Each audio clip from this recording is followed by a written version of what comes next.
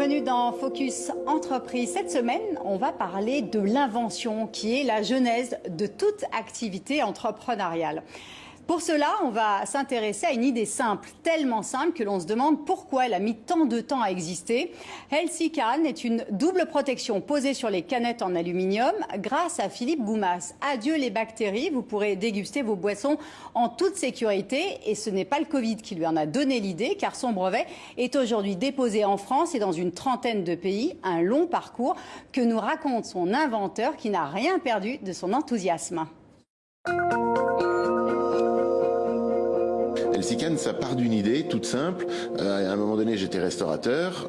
J'ai un client à qui je vends un sandwich et une canette. Il prend le sandwich, il le met sous le coude, il prend la canette, le bat de son t-shirt, il nettoie la canette, il dégoupille et il boit. Je me suis dit, pourquoi est-ce qu'il fait ça ? Il y a un problème avec les canettes et il y a certainement un marché. J'ai commencé à fouiner un peu sur le net et je suis tombé sur des choses incroyables concernant le transport de la canette à partir du moment où elle sort de l'usine jusque dans la main du consommateur. Eh bien, personne ne peut gérer ça et là, c'est la porte ouverte à toutes les fenêtres, si je puis m'exprimer ainsi. C'est-à-dire qu'il y a des bactéries, c'est contaminé, les lieux de stockage ne sont jamais très propres. Donc moi, ce que j'ai voulu faire, c'est protéger le consommateur en inventant un petit système très simple, basique. C'est deux autocollants l'un sur l'autre. Biodégradable, bien entendu, et éco-responsable, qui est recyclé en même temps que la canette, qui ne tombe pas sur le sol, qui reste solidaire. Voilà, je fais vraiment attention à ça. On enlève la première opercule, on a la deuxième opercule qui reste définitivement sur la canette, et vous buvez entre deux surfaces qui n'ont jamais été en contact, ni contaminées par des bactéries, par l'humain, par l'urine de rat et je ne sais quoi. Proposer ce double operculage, ça permet à la société qui va prendre le brevet, l'exploiter, de ne pas suremballer l'emballage.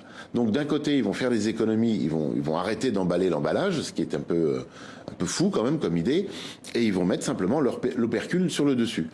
Et cette opercule, eh bien, elle permettra de protéger le consommateur. Ça dure quand même à peu près 3 ans entre le dépôt, la tentative de dépôt de brevet jusqu'à l'obtention d'un brevet. Moi, personnellement, ça m'a mis 5 ans. Mais il faut, pendant 3 ans, vous devez garder le silence et ne parler de ça à personne. Alors, le prix d'un brevet, ça dépend dans quel pays on veut le déposer.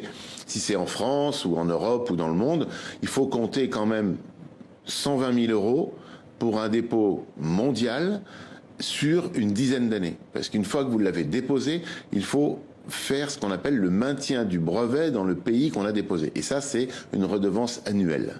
J'ai déposé le brevet dans 14 pays, dans toute l'Europe, en France, 14 pays, les États-Unis, la Russie, le Japon, et encore d'autres pays, les pays principaux en tout cas. Et je ne vous cache pas que la Chine, comme un peu les États-Unis, s'ils peuvent contourner votre brevet et se débrouiller par eux-mêmes, ce qu'on appelle vulgairement de la copie, ils vont essayer de le faire.